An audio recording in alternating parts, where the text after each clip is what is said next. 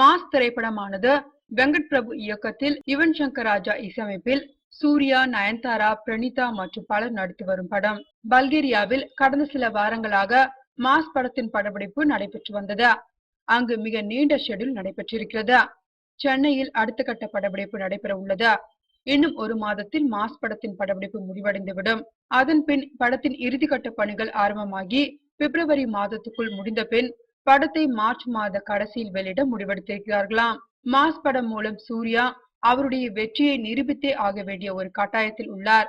சமூக வலைதளங்களில் அஞ்சான் படத்திற்கு எழுந்த அதிரடியான விமர்சனங்களால் அந்த படத்தின் இயக்குனரான லிங்குசாமி மட்டும் பாதிக்கப்படவில்லை, சூர்யாவும் அதிகமாக பாதிக்கப்பட்டார். மாஸ் எந்த மாதிரி படம் என்பது இதுவரையும் வெளியாகவில்லை. வெங்கட் பிரபு முதலாக சூர்யாவுடன் இணைந்துள்ளார். அஜித்திற்கும் சில தோல்வி படங்கள் வெளியாக இருந்த நிலையில்தான் மங்காத்தா படத்தின் மூலம் அஜித் ரசிகர்களை வெற்றி கொண்டாட்டத்தில் திளைக்க வைத்தவர் வெங்கட் பிரபு.